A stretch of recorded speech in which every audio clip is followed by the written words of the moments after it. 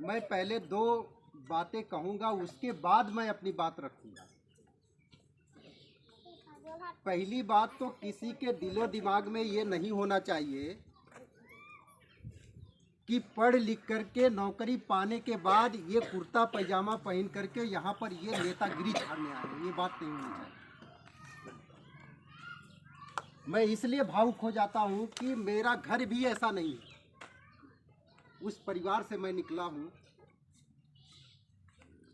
और इस आंदोलन को समझते हुए मैंने सब कुछ अर्जन किया। इसलिए जो यूथ हमारे समाज के युवा हैं उन पर मेरा जोर रहता है इस आंदोलन में सम्मिलित होने का।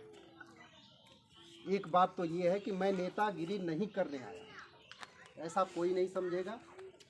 दूसरी बात जो मेरा जोर रहता है इस समाज में, पूरे देश में, हम पुरुषों का कोटा पूरा हो गया है, अब कोटा किसका है? महिलाओं का। आप देखेंगे कि समाज की पिछले 72-75 सालों के बाद हमारे समाज की ऐसी स्थिति है कि इस लाइन में एक भी महिला हमको नजर नहीं आ रही। इसलिए मेरा निवेदन महिलाओं से होता है कि वो इस दायित्व को अपने अब हाथों में लें। ये पुरुष जो है आपके साथ न्याय कर चुके, आप टीवी अखबार उस सब में देखते होंगे। क्या टीवी अखबार सुबह का अखबार खोलो तो क्या निकल के आता है? दलित महिला, दलित लड़की के साथ बलात्कार। इसका न्याय कौन करेगा? इसका न्याय कौन करेगा? इसलिए महिलाओं से विशेष अपील कि इस देश की बागडोर, इस प्रदेश की बागडोर अपने हाथ में ले। दो बातें।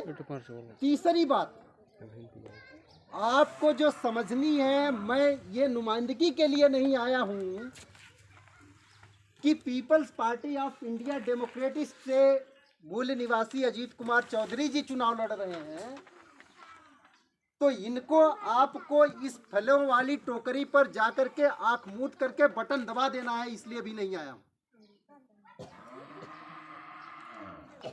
मैं इसलिए आया हूं कि हमने अगर इस धरती पे जन्म लिया है तो हम सभी के क्या हैं? हक अधिकार है।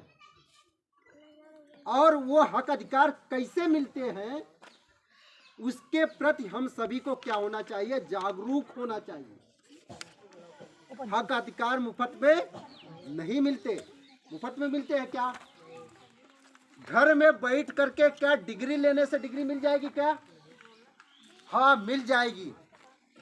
अगर हम सभी ने ऐसा सरकार को चुना जिसने कोरोना के नाम पर घर में बिठा करके स्कूल कॉलेज बंद करके और ऑनलाइन के नाम पर हमारे समाज को अशिक्षित रख के डिग्री दिया और देने का काम कर रही है।